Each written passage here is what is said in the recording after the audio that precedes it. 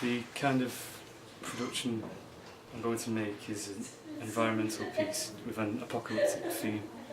And because apocalyptic's mainly like, kind of rugged and destroyed, it's more violent, so we're aiming for a more kind of teenager target audience to fit that kind of theme. And the main inspiration for this is games like Fallout 3 and The Last of Us, which are post-apocalyptic games as well. And the medium I've kind of decided to use is either computer graphics like Illustrator or charcoal. Charcoal looks quite good, as you can see in this.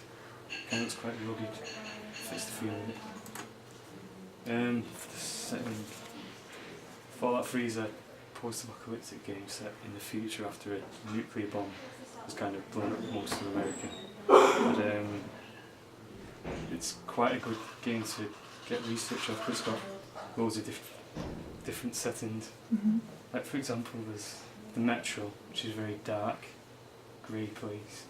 There's the main Washington DC, which is full of like landmarks which you can kind of draw, and it's got a nice grey kind of destroyed atmosphere, which kind of get a bit creative on.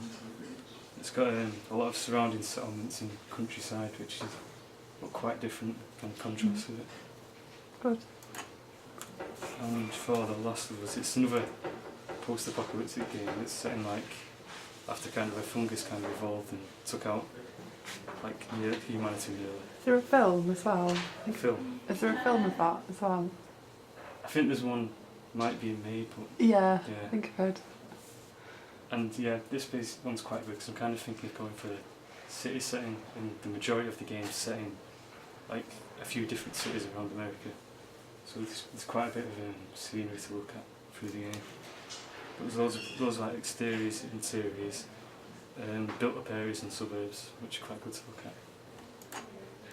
And there's real life places too, like Chernobyl, which is like a real life disaster site.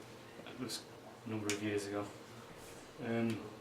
This is quite good mainly because it's a real apocalyptic area that you can look at for a bit of inspiration. But the main problem is you can't really go there, you have to look at the internet for sources. So but it's kind of counter that. I could take real life pictures of run down places maybe in Salford that I could draw from, which are kind of similar-ish but not entirely. And character. I'm thinking of putting maybe one or two small characters in the final environment piece. This is mainly for like, kind of in an apocalypse, there'd be a lot of isolation feelings, and that'd be like a predominant feeling. So, and it adds like more of an effect if there's like a guy there looking at what used to be a great city full of life, and he's just one single guy. It kind of evokes mood as well, doesn't it, when you've got people in it? Yeah. Good. So I'm thinking of adding a few kind of small details similar to these kind of designs. And when the final piece, something a little bit like this, with the destroyed environment, maybe in the background, and the character either in the fore or mid-ground maybe. I think it looked quite good, but I might make the character silhouetted maybe as well. That's just an idea.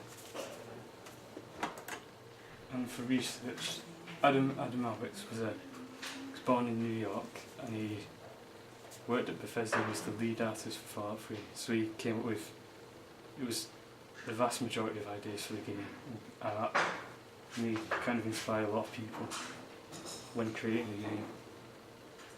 And the reason I like him because he's unique, very talented, very creative, and he has like a kind of unique kind of style in most of his drawings, which kind of fits the theme of the And another person called Kevin Duck. He was born in Savannah in the USA and worked at a company called Gearbox, which worked on a big game called Borderlands 2, which is this, that and that. And it's kind of unique because it's got a kind of nice cartoon style in a post-apocalyptic game. And that would be quite good to kind of be easier and nicer to draw on a computer like Illustrator. So we kind of get inspiration from that game, which is quite good. And the final bit is the plan. Basically, I've planned for 3 weeks of research, which is finished now, and I've got quite a lot of research on what I want to do. And at the moment, I'm on recreating various images that I found from post-apocalyptic films and games. But that's going to be planned for 5 to 6 weeks, maybe.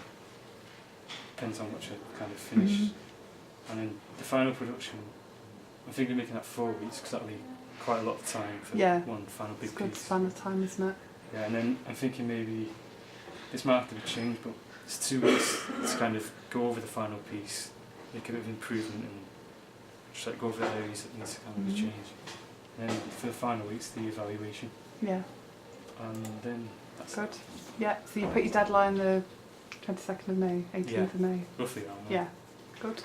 Okay, thanks Ben.